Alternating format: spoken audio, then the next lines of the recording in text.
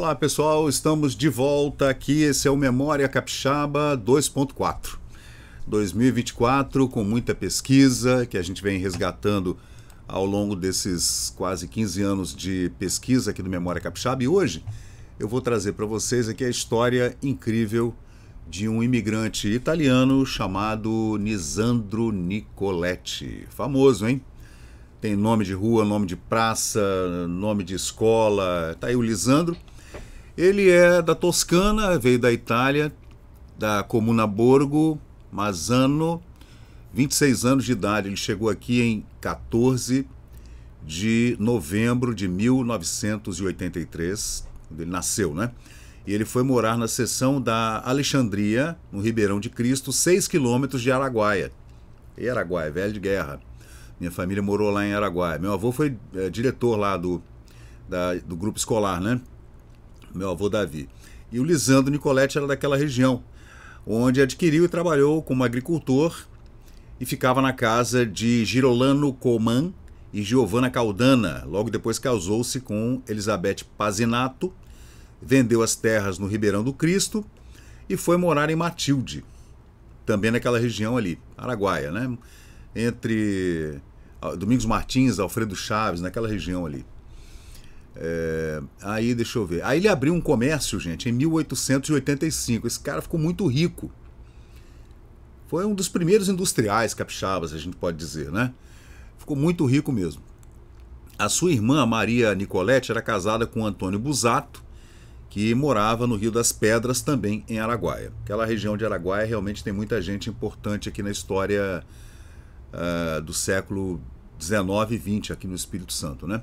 Ele teve comércio em Carolina e também em Iriritimirim. Bom, no final do século XIX, ele se mudou para Vitória e seu gerente em Matilde era o ferreiro Aurélio Mainardi, que em 1900 começa a fabricar ferraduras e em 1903 faz sociedade com Luiz Preste e funda a Ferramentas LP, que em 1917 muda para Araguaia, Fazenda Perim. E hoje é uma das fábricas mais antigas em atividade no Brasil. Bom, esse é o Lisandro Nicoletti. É claro que ele foi nessa área de ferragens, madeiras, comércio, né, tecidos, e ficou muito rico realmente. Então, a gente tem várias histórias para falar dele. A primeira delas é a história de um escândalo financeiro envolvendo o banco hipotecário, que ficava ali na Praça Costa Pereira. E também o caso da tentativa de assassinato que ele sofreu, que a gente vai tratar desse, que é mais uma crônica policial capixaba, atentados a tiros contra o industrial Lisandro Nicoletti. Então a gente vai tratar desse assunto hoje e vamos colocar na nossa playlist lá, aqui no Memória Capixaba no YouTube. Tá aí a Fábrica de Fiação e Tecidos Vitória, de Lisandro Nicoletti, Nicoletti e Madeira. Aí uma sociedade, né? Deixa eu ver. Vitória do Espírito Santo.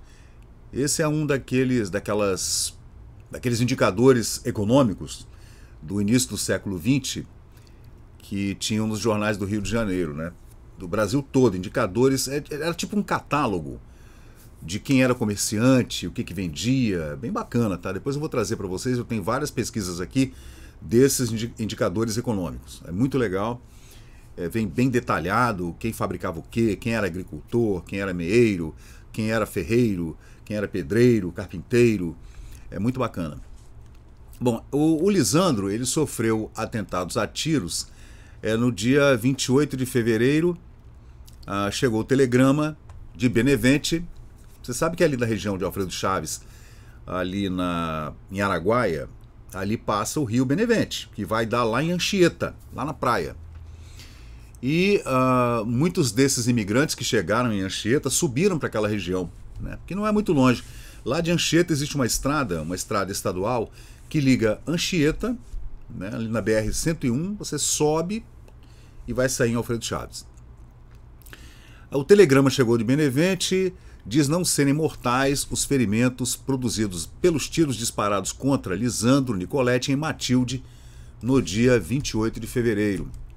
Tá aí a fábrica dele, ó, a Companhia de Fiação e Tecidos Vitória. Deixa eu colocar a foto, novamente a foto do Lisandro aqui, que era uma figura imponente, né, bem típica, né, daqueles homens do final do século XIX, aquele bigodão, né. Aí a gente segue falando aqui do atentado que ele sofreu. Na verdade, ele sofreu 2 atentados, um em 1893 e outro em 1896. Nessa época se andava de cavalo, se andava de charrete, de um município para o outro, de uma localidade para outra, uma fazenda para outra, era cavalo. E cavalo e trem. Então era perigoso, tinha muita emboscada no meio do caminho, era muita mata fechada, muita picada, então de vez em quando morria um no meio da estrada. O destacamento policial, que acha-se em Santa Isabel, seguiu ontem para Matilde. Essa diligência prende-se ao recente e lamentável acontecimento ocorrido naquela localidade. Nós, abaixo assinados, residentes na seção alexandrina do ex-núcleo colonial do Castelo, do município de Alfredo Chaves, tendo conhecimento de que o senhor Lisandro Nicoletti, na noite de 5 de setembro do corrente, fora vítima de 2 tiros, 2 com U naquela época, né? 2 tiros cujo crime ele imputa ao senhor Serafim Basílio. Ele ainda colocou a culpa num desafeto, tá vendo? Foi o Serafim Basílio que deu os tiros nele, segundo o próprio Lisandro Nicoletti. Nós, a bem da verdade e da justiça, atestamos e juramos, se possível for, que o dito Basílio não é autor de tão malévolo acontecimento como lhe é imputado pelo senhor Nicoletti, pois nessa semana ele não saíra de casa de sua residência. Isto o que é verdade e é atestado em documento pelo qual a justiça deverá tomar como juramento em defesa de Basílio. Serafim Basílio, você vê que ainda houve uma rusga aí, né? Aí tá aqui, Eco das Localidades. É o nome da chamada, né? Benevente, 18 de setembro de 1893. 2 fatos importantes e de muita gravidade obrigam-nos a continuar os telegramas que transmitimos a essa ilustrada redação em datas de 6 e 16 do corrente, referindo com a maior precisão todas as ocorrências havidas e das quais temos pleno conhecimento. Quanto ao primeiro, no dia 6, a tentativa de morte de que seria vítima nosso dedicado correligionário Major Lisandro Nicoletti, dera-se do seguinte modo. Achando-se o senhor Lisandro Nicoletti em sua casa comercial, na seção Matilde, vendendo na ocasião fumo a um freguês. Isso foi muito antes dele vir para Vitória, tá, gente? Ele era comerciante lá em Matilde. Ele estava vendendo lá o fumo de rolo lá para um freguês, cujo nome ignoramos ainda. Foi traiçoeiramente surpreendido com um tiro de revólver que havia sido dado da porta da rua por um vulto desconhecido, devido à grande escuridão da noite. O fato deu-se às 7 horas da noite, mais ou menos.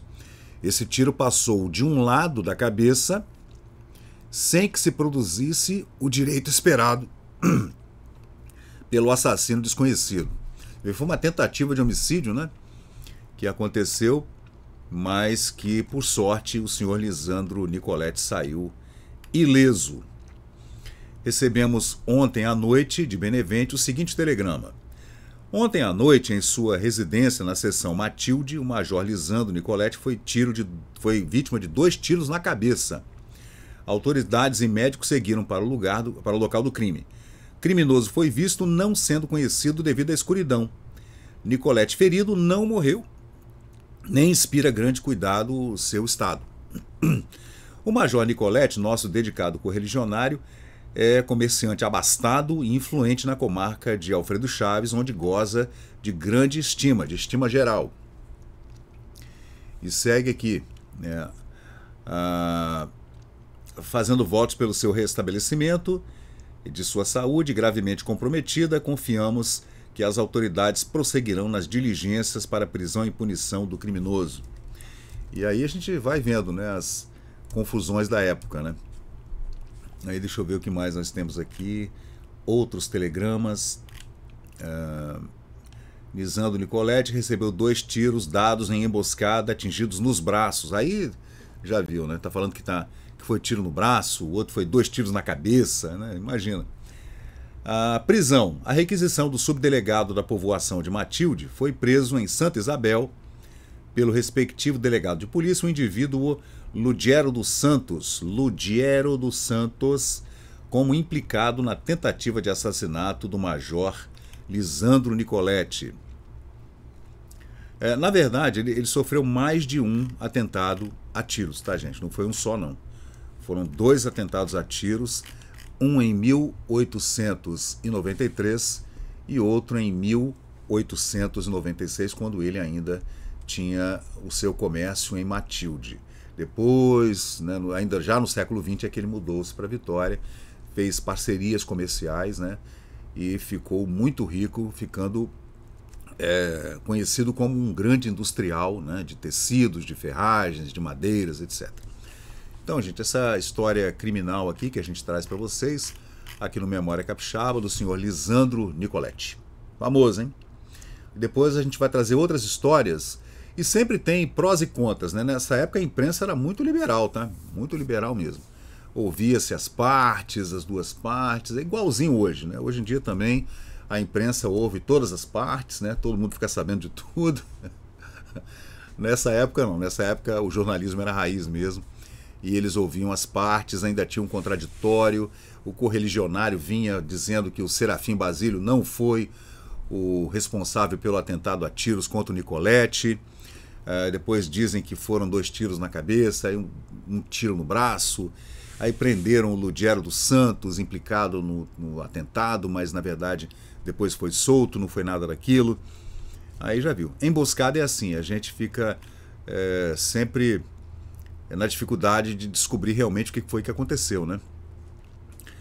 Então é isso, gente. Esse é o Memória Capixaba, eu sou o Fábio Pirajá, sempre trazendo para vocês aqui essas pesquisas incríveis sobre fatos acontecidos aqui no Espírito Santo com os nossos personagens. Valeu, gente, muito obrigado e até a próxima. Valeu!